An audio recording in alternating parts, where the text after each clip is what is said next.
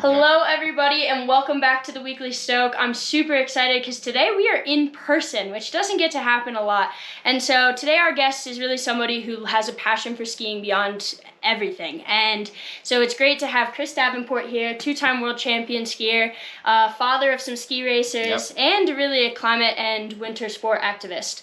So thank you so much, Chris, for coming in today. We're in Vail and it's great to have you. Thanks, it's great to be over here, and doing it in person is a lot more fun than online. And yes, like to talk to you about all things skiing and the confluence, I guess, between that and what's happening with our climate in the world. Yeah, so it's great. Let's just kind of dive right into it. You have this incredible ski career that really started from the beginning, a passion for skiing, a passion for snow. How did you really get there? How did that start, and how did that affect your success in the career? Yeah, well, I think like a lot of people in skiing, I was fortunate that it got passed down to me by my parents and my grandparents that were skiers. Growing up in New England and ski racing in Vermont and New Hampshire, you know, I was just lucky to have that opportunity. And I realized, I think when I was like a young teenager, maybe 13 or 14, like, oh my gosh, this is the coolest thing ever. I want to just do this every day for the rest of my life. And, you know, I was working hard at it, and ski racing got me to a certain point. And then after like some NCAA racing, I kind of realized out here in Colorado that there was a lot more to skiing than going around gates on hard snow, getting up at 6 in the morning to train slalom. And I was like looking at the bigger mountains and going, what's up there? And so it started expanding into the backcountry and ski mountaineering, and just kind of discovering there's so many different aspects of the sport, which is cool because like as you get older, there's always something new to discover, and it's not like you're just kind of on the same old basketball or tennis court. You're like always can go to new places. So it's been a lifelong journey, and something that I'm still, as you mentioned, like still so passionate about. I like nothing more than being out in the mountains, you know, especially if it's a beautiful day or even if it's snowing, and yeah, it's the best.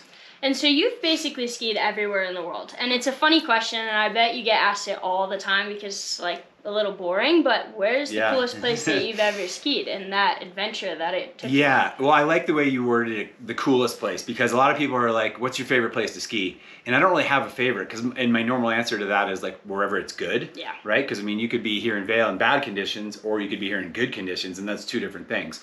But the coolest places I've ever skied, I've skied in Antarctica, which is wild on the coast, because you'll ski right down to the beach, and inevitably there'll be like 10,000 penguins sitting there. And that's a crazy experience. You just sit there and watch these really exotic birds like looking at you. It's really awesome. Fun. You know, I've skied in the Himalaya on Mount Everest, for instance, which is also a crazy experience because you're on the highest mountain in the world, and that's just like, feels like a totally out of body thing. I go to Japan every year, and it's some of the deepest powder I've ever skied. When you hit that right, it's probably the best powder skiing on earth. So there's so many cool places, and I think, as I was saying earlier, skiing is such this voyage of discovery in your life, and like what you like in your teens or your 20s might be different than what you're enjoying in your 40s and 50s. And again, it can take you everywhere. So I love the travel aspect. Yeah, it's awesome to be able to share this with the sync community, that skiing does have a whole life to it. That even though you may be racing right now, it's not like the sport's ever going to go away. Yeah. And so I think that leads really to my next question is, you've done both. You've done this amazing type of backcountry skiing, exploring, etc. You've done a little bit of racing, your kids race. Do you ever see a lot of overlap between the two types of like mindsets and just in general that type of skiing? Yeah, I think there is a lot of overlap. I mean, the actual types of skiing are quite different. The equipment's different, but the mindset is fun. I mean, you definitely are working hard, and there's risk involved. So you're like thinking about risk, whether it's inspecting a course so you have a clean run and don't make a mistake, or inspecting a backcountry run so you don't get an avalanche or something like that. Our sport can give us so much in our lives in terms of joy, but it can also take away a lot. I mean, in terms of injuries or accidents and things. So I think there's tons of crossover. And I think ski racing especially, I mean, it's mainly a young person's sport, although there are masters racers. They don't always look good in their GS suits, but it gives you such incredible fundamentals, which you can then take later on in life to do amazing things. And I can be on any ski area in the world, and if I see someone coming down, I can tell you whether they grew up ski racing or not. Yeah. Because it's just obvious. They have the ability to carve the ski, use their hip, whatever it is, and I just think that's like a lifelong thing. It's awesome. And so you take this sport, this lifelong sport, and it really kind of transitions to what you're really passionate about now, and that's advocating for the climate Yeah. in our world, and this sport that really requires a lot of our planet. Yeah, And so it does. how did you get involved in really standing up for and being a voice for our climate and our planet? Yeah, so I always was just passionate about the outdoors, and in college I took classes on geology and geography, and I'm kind of an amateur weather nut, and just all the things that are important to being in the mountains. I really enjoy all of that, and sort of, I guess in the mid to late 2000s, as my career had really taken off and I'd been winning all these contests and things were going really well.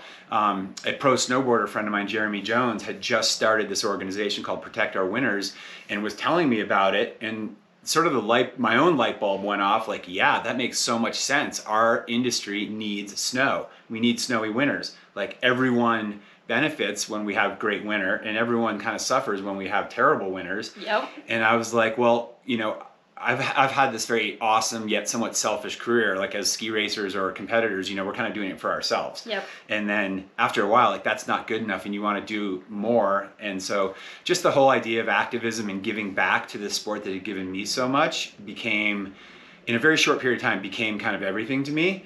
And so I joined POW as a board member, and just was and have been committed for now over a dozen years to helping, I don't know, kind of grow awareness and education in the outdoor industry so that we can all stand up and fight for, like, our livelihoods, this community's livelihood, every mountain town that depends on snowy winters and a stable climate. I mean, gosh, these summers with smoke and fires and drought, it's unsustainable. So we know what the solutions are. We just need to be able to pull these big levers at the highest level of government with politicians and decision makers to, like, get stuff done. And so we know it's a huge problem, and it's something that impacts our sport immensely. What is the best way to tell younger kids in our sync community that they could get involved in easy ways just to kind of start the movement? Yeah, that's a really good question. And there's some awesome resources on the POW website. We have this really great Climate Activists Guidebook, which is really kind of like an introduction 101 to getting involved. Because people are like, I hear about it in the media, I know the climate crisis is a real problem, but I have no idea what to do. Yeah. So I definitely recommend going on the POW website and downloading that Climate Activist Guidebook, and it'll give you like 6 or 7 different really easy things, whether they're in your own home or becoming a little more activist, calling and writing letters to elected officials. And they might be your city council, your county commissioners, could be your state senators, or even the federal government. That to me has been the most rewarding thing that I've gotten to do, is like literally fly to Washington, D.C., walk to the Capitol, sit down with senators and Congress people and talk to them about our communities and the economic ups and downs that are associated with, like, the climate crisis. And that feels awesome. So, Chris, I think it's really important to kind of take what we've been talking about so far about how athletes and ski racers in general can make an impact on the climate and make a change. But I think a question that we get asked a lot of the time is, how do we combat the fact that we're always traveling for snow? It's a really good question. And the way that I've come to terms with that, and I think a lot of my colleagues in the ski industry have, is that, well, we live in a carbon-based society, meaning you can't escape your footprint, and we can work really hard to reduce it and do a lot of things in our everyday lives. But the way society is set up since really the Industrial Revolution got going and continues to this day is carbon intensive, whether it's in a car, an airplane, or in your own home, or the buildings that we work in. So I think that it's not hypocritical to be traveling and also talking about climate. It's hypocritical to be traveling and not be talking about it and not doing anything about it. So, I try to use my voice and my, I guess, stature as a pro skier in every way I can to move the needle when it comes to climate change, educating people, lobbying, being an activist, talking to our elected officials. Those things are so important. But does it offset my travel? it may or may not, but at least I'm doing something, and that's really important. And I will say that over the last 18 months with COVID and stuff, I've reduced my travel significantly, and that feels really good. And I'm hoping that that's helping our planet.